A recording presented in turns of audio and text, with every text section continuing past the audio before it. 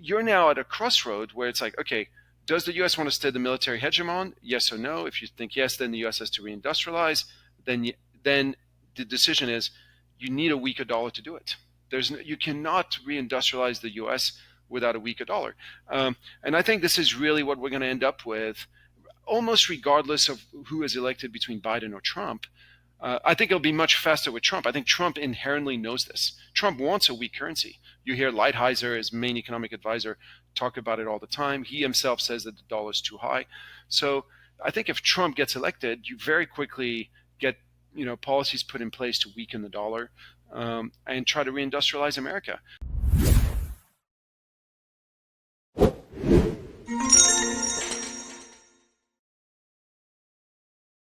Welcome back to Metals and Miners. I'm its founder and its host, Gary Bohm. We have a super important discussion lined up today that I'm very excited about. Today, we're fortunate to have with us Louis-Vincent Gave. After receiving his bachelor's degree from Duke University and studying Mandarin at Nanjing University, Louis joined the French Army, where he served as a second lieutenant in a mountain infantry battalion. After a couple of years, Louis left the Army and joined Paribas, where he worked as a financial analyst, first in Paris, then in Hong Kong. Louis left Paribas in 1998 to launch GaveKal with his father, Charles and Anatole Kaletsky. GaveKal offers global economies and markets research services, fund management with more than $1 billion under management, private wealth advisory services, portfolio software tools, and more. Louis has written 7 books, and he speaks English and French. Louis, thank you so much for joining us today. Thanks so much for having me. It's great to be here. So it seems that both President Biden and President Trump have similar outlooks on tariffs when it comes to China. They are both pro-tariffs. President Trump enacted tariffs on Chinese products during his time in office, and so has President Biden, who recently put tariffs on a variety of EV-related items. Will you detail how tariffs on Chinese products are actually a negative for the American people and are inflationary? And in a broader sense, do you see a protectionist trade war ramping up between the two countries? The second question is much easier. Yes, we are in the midst of a protectionist trade war. And look, I think the question of tariffs is one of those that neatly divide opinion. But the bottom line is tariffs make for higher prices for consumer. Now, the reality is that a lot of countries over the years have developed under the shelter of tariffs. You've seen this across, in Japan, they use tariffs to grow their industry. In South Korea, they use tariffs to grow their industry. And in China, they've done the same. So tariffs, as part of, I would say, a broader industrial policy and an economic plan, can sometimes spontaneously make sense. But let's not kid ourselves that fundamentally tariffs are protecting producers to the detriment of the consumer. Now, the U.S. economy happens to be 70% consumption. So what you're saying when you're putting in tariffs is you're saying we're going to penalize our 70% of our GDP to grow. I think U.S. industry today is like 7 or 8% of GDP because we need to grow this. Now, this is a political choice, and perhaps that's fine. Now, I would say that if tariffs are part of a greater plan, then they can potentially work economically over the long term. If tariff is the plan, if all we're doing is throwing tariffs for political reasons to look good, to win some votes in Michigan and Wisconsin, then actually economically they make little sense. So, when you look at the U.S. tariffs, I would say here's the question is, do you think that's part of a bigger plan to reindustrialize the U.S., or do you think it's just political posturing? If it's just political posturing, it's just going to end up costing the consumer money for no long-term benefit. So, Louis, there's been a lot of folks suggesting that de-dollarization is underway within the BRICS countries, while others are suggesting that there's no de-dollarization occurring and the dollar is utilized more today than maybe ever. In the first quarter, China reduced its treasury bond holdings by a record $53 billion, and its ownership of treasury debt is down almost $500 billion from its 2011 peak. And since the beginning of 2023, they've actually added about 225 tons of gold to its reserves, which is the highest since 1977. Is de-dollarization happening? And if so, what effects are you expecting to come from it? And do you expect the U.S. to fully allow China to sell their treasury book without any consequence whatsoever? Well, let me just start off by saying, when you look at China selling treasuries, I think it's hard to blame China. If you go back to 2 years ago, a little over 2 years ago, all Western countries seized all of Russia's assets that were held abroad. And as we did this, I say the Western world, literally pointed to China and said, "You're next." If you don't do exactly what you're told, you're next. So imagine you're holding a bunch of U.S. treasuries and you're told, we just confiscated your best friend's money and we're coming for you next. You'd be thinking, do I want to keep a hold of this? And I think the answer is pretty obvious, right? The answer is no. And to your point, it's like, okay, what do I buy? Well, if I buy a bunch of gold and I bring it back at home, I always have this and nobody can take it away from me, which is, of course, always the main argument for gold in the first place, is that it's nobody's liability. It's, you hold a gold bar, it's yours. It's what JP Morgan said, gold is money, the rest is credit. So yeah, China's going down this path, I think partly because we told them to go down this path. Now, beyond that, your second question on de-dollarization is a very important one. Is China doing this out of fear? Because China's gold buying has really ramped up in the past couple of years. Is it doing this out of fear, or is it doing this out of a grander design of, going to places like Indonesia, going to places like South Korea and saying, look, instead of trading in dollars, let's trade in renminbi. And if you don't want to keep renminbi bonds, if you don't know what to do with these renminbi, now, ideally, I give you renminbi for your nickel. Let's say if you're Indonesia, I buy your nickel, and you buy my cars, you buy my earth moving equipment, you buy my telecom switches or my solar panels. But if you still have renminbi leftovers, then ideally you buy my Chinese government bonds. But if you don't feel comfortable doing that, yes, I have a Shanghai gold exchange where you can trade your renminbi for gold. So you could argue there's really two reasons China could be buying gold to the extent that it has, and it's been doing it a lot. One of them is fear following the Russia sanctions. The other is this desire to de-dollarize EM trade. To be honest, we could debate all day which it is. At the end of the day, it doesn't matter. They're selling treasuries, they're buying gold.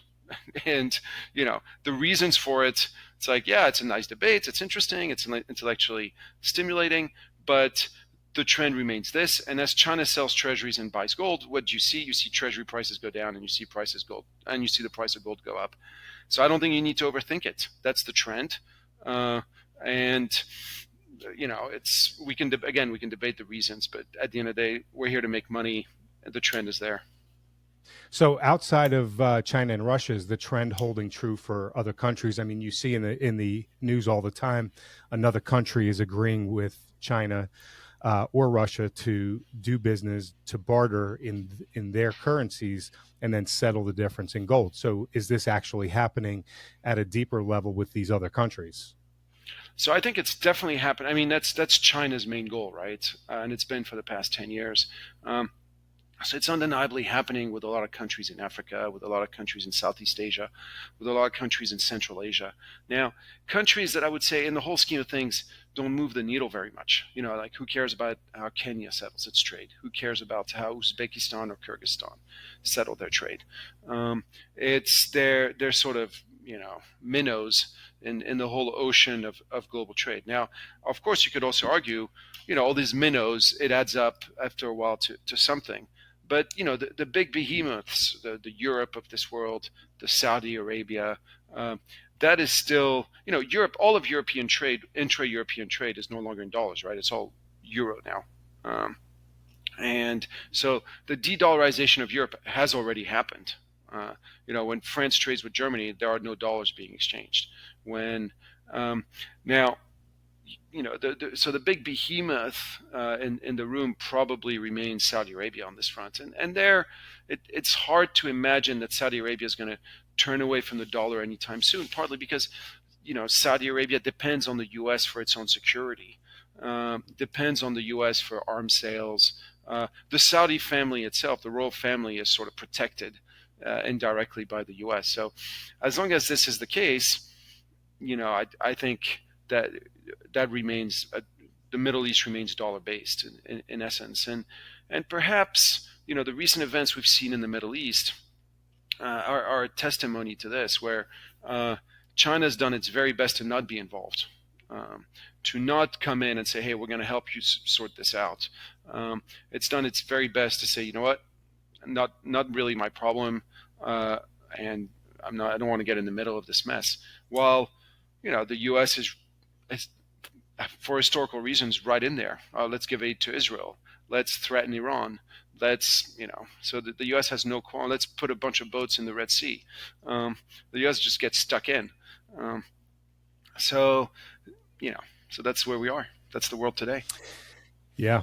Okay. So it's clear that there is a trend, and maybe we can make a case even for Saudi Arabia to be splitting their allegiance a little bit, towards China, and then the rest towards the United States and U.S. dollars. But so the U.S. spent decades helping China become this preeminent manufacturing hub on the planet. And for decades, it resulted really in a deflationary boom in the U.S. and Western nations, as they were all flooded with cheap products of all kinds that were made in Asia.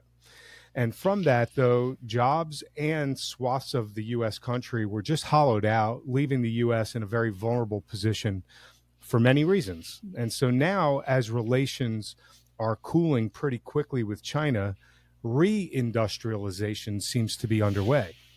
That is likely to be inflationary and also take decades to play out. Would you speak into this re-industrialization movement and the impacts of it? So look, I think the U.S. has had a brutal wake-up call with the Ukraine war. The U.S. first and foremost sees itself as the world military hegemon, right? It's the world, the one superpower that there is in the world. When Russia invaded Ukraine, I think the perception in the West, if you remember back then, the talk was Russia as a gas station masquerading as a country. We're gonna we're gonna roll up Russia. And you go back to the immediate weeks following the invasion, it's like, the Russian regime's going to crumble. Economically, we're going to have them on their knees in no time.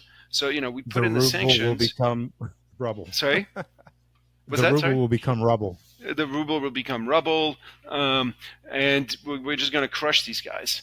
And what we find out 2 years later, to I think the dismay, frankly, of the U.S. military-industrial complex, is that Russia today alone, forget China, Russia alone is outproducing the U.S. in terms of tank production, in terms of artillery shell production, in terms of missiles, in terms of cannons.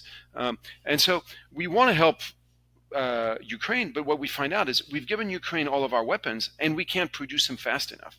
We can't produce them fast enough because we've deindustrialized, which does leave you with all of a sudden, I think if you're the U.S. military-industrial complex, you wonder, hold on, can we be the military superpower and not have an industry behind us? It's it's what Napoleon used to say: amateurs talk strategy, professionals talk logistics. And the logistics of war is first and foremost the production of weapons. That's why the Western world won World War II, because the U.S. could massively outproduce Japan and Germany together. The U.S. was already the world's industrial superpower then. So what we've all of a sudden realized is by deindustrializing, staying the world's hegemon it's not possible. So that leaves you, if you're in Washington today, with a simple choice: is okay, we're no longer the world's military superpower. We're no longer the world's hegemon, and we have to adapt to that. Option one, or option two, we have to reindustrialize. Now, if you're like me, and you believe that at the end of the day, whether you vote for the Republicans or the Democrats, you end up with the same U.S. military-industrial complex in power in Washington. It's not really a choice. You think we have to produce So we have to reindustrialize. And then you get to the really big challenge. And the really big challenge is this, is industrializing is not that easy. It takes a generation. It's the older workers who train the younger workers. You need specialized workforces. You need entire supply chains, like this guy produces this widget that goes into this machine. That it's complicated stuff. It's not like optimizing puppy videos on the internet. It's really like it takes like skills, know-how, that sometimes that are not taught at schools, that are sort of made up on the job. And Germany has that to some extent. China definitely has it. Japan has it. But to your point, I think the U.S. has lost it in the past few generations because, again, the 50-year-old, 60-year-old guy retires, and if he didn't train a new 20-year-old guy and pass on his skills, those skills die off with him.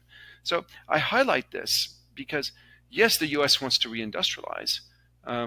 Now, the history of every industrialization shows that the best way to do it is protected by a very cheap currency.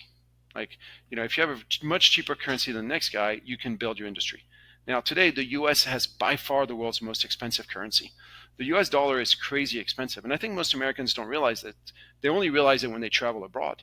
Like, as soon as they travel abroad, they're like, oh my God, everything's so cheap here. And the U.S. is a very expensive place. So you're now at a crossroad where it's like, okay, does the U.S. want to stay the military hegemon? Yes or no? If you think yes, then the U.S. has to reindustrialize.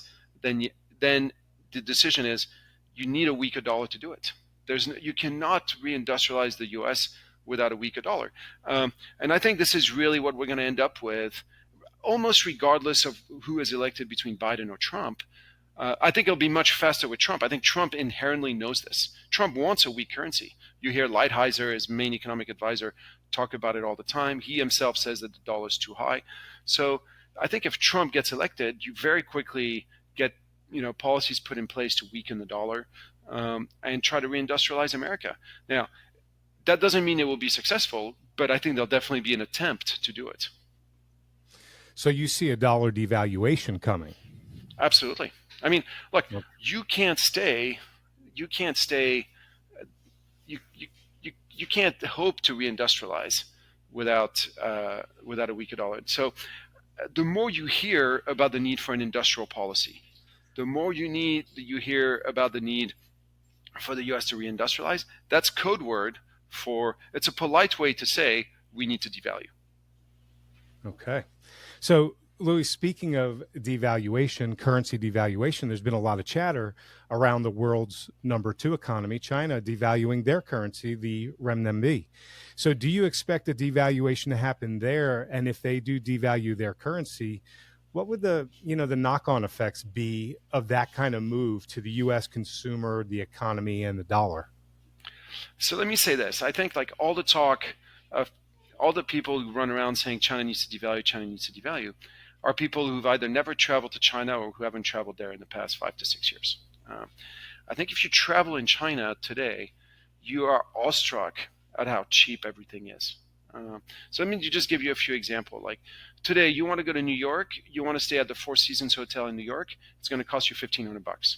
You want to stay at the Four Seasons in London or in Paris, it's going to cost you $2,000. You want to stay at the Four Seasons in Shanghai or Beijing, it's going to cost you $200. So that's, you want to take a train from New York to Chicago. That's going to be a 21-hour train, and it's going to cost you $200. Now, same distance. It's actually a bit bigger, but it's New York, Chicago is 780 miles. Beijing, Shanghai is 850 miles. Beijing, Shanghai, 850 miles, 5-hour train ride, $80. So you want to buy a car. Cheapest electric car in the U.S. is the Nissan Leaf, $30,000. Cheapest electric car in Germany is the Dacia Spring. It's 25,000 euros. What's the cheapest car in China? You take the BYD Seagull, $9,000. Smartphone costs. You take the Huawei Pulse or the Xiaomi 14. I think bigger screens, much better, more storage than an Apple iPhone, and it's basically roughly 60% of the price of the Apple iPhone.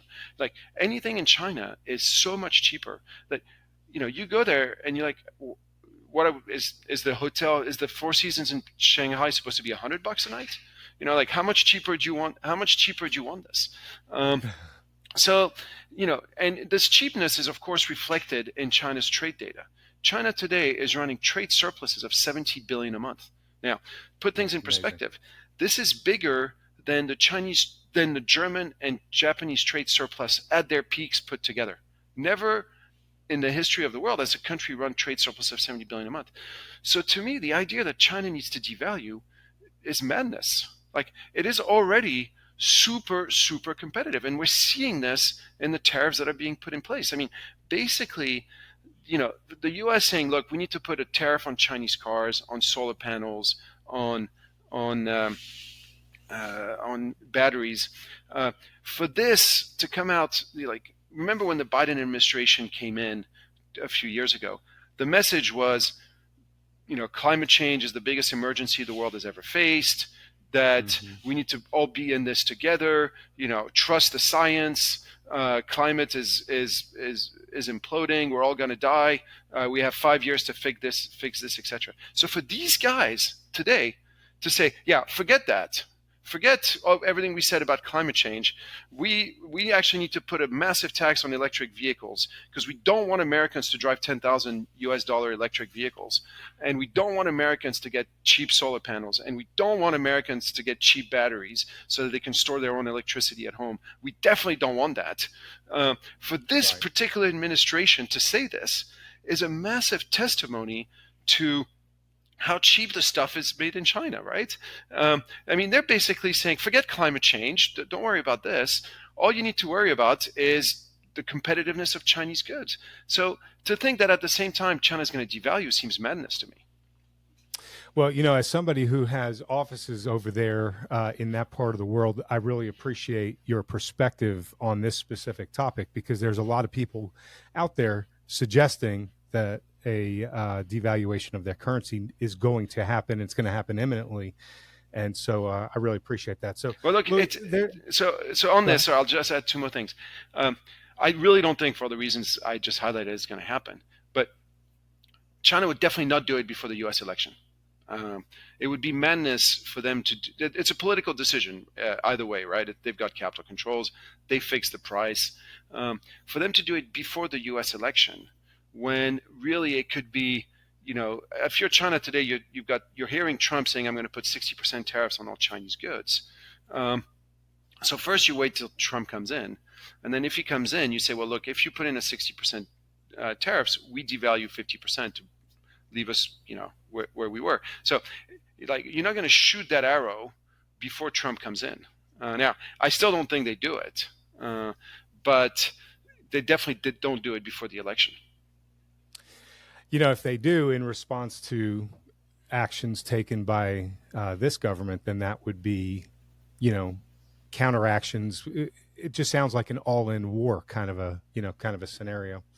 So actually, I like the fact that you talked war. Sorry to interrupt, but I like the fact that you talk war, because no, please. What you have to remember is that this generation of Chinese leaders, Xi Jinping especially, they grew up during the Cultural Revolution. They were packed off to go to the countryside to till the earth with their bare hands. For those listeners of yours who haven't read about the Cultural Revolution, it was a very, very dark time in China's history. This generation went through an extremely, extremely dark time, and they were shipped off to the countryside with the only book to read for basically 5 years that they could read was Chairman Mao's Little Red Book, and that's all they had to read. Now, Chairman Mao's Little Red Book is really a book on how to conduct guerrilla warfare. You read it, it's all about his thoughts about how to do guerrilla warfare. And his number one advice is, when your enemy picks a battlefield, you attack him somewhere else. So if the U.S. decides to pick the battlefield of tariffs, China isn't going to respond to the battlefields of tariffs. They're going to respond somewhere else, which goes back to the point you just started with. What is China doing today? It's selling bonds, buying gold. Selling bonds, buying gold. So the U.S. decides to attack here, we attack over there. Makes all the sense in the world to me. So, Louis, there's been a lot of talk and debate on whether or not the U.S. dollar can remain the world's reserve currency. However, it's deeply entrenched in every country's economy and financial system and would be near impossible to get off of it entirely. That said, do you see China and or the BRICS being able to actually, change the monetary system in some way? And if so, how? And what would be the ramifications of that change? So I've written books on this, and I've talked a lot about this. But the way you have to conceptualize currency systems, for me, it's the same thing as an operating system for a computer. Um, today, the U.S. dollar is the Microsoft of the world. It's the Microsoft of the world in that most people use it because everybody else uses it. The reason I use Microsoft in my business is that when we hire somebody new, we can assume they know how to use. They use Excel. We can assume they know PowerPoint. All these things. Mm-hmm. And this is what the U.S. dollar is. It is the Microsoft of the system. Now, having said this, Microsoft is being, of course, the behemoth of the software world. But you've got other software companies that can provide great services. And some of them over the past 10 years have grown much faster than Microsoft. Even if Microsoft has done great, others have done even better. Apple comes to mind, of course.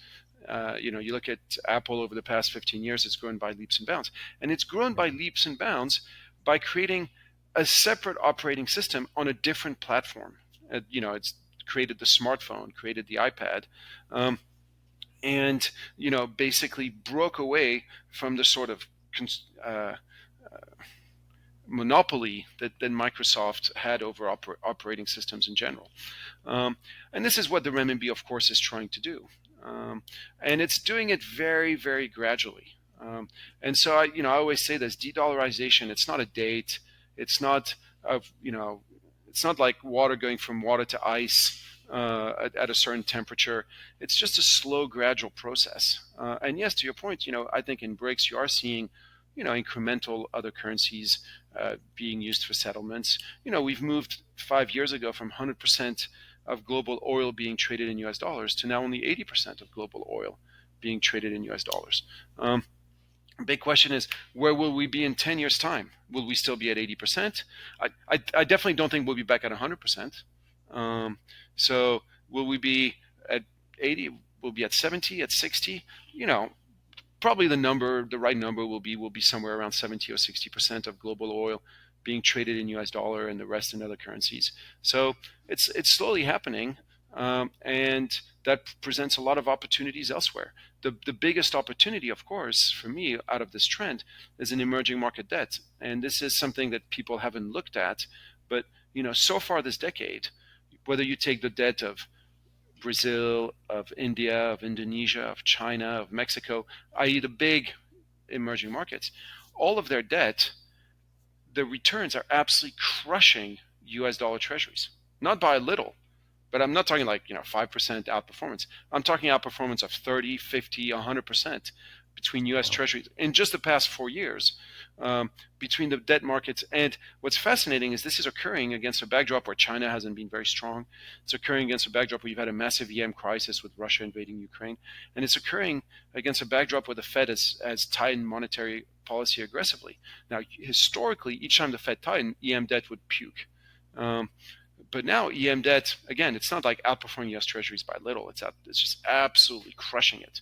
So it's the de-dollarization is gradually happening, and the beneficiary of it is EM currencies and EM debt. That's very interesting.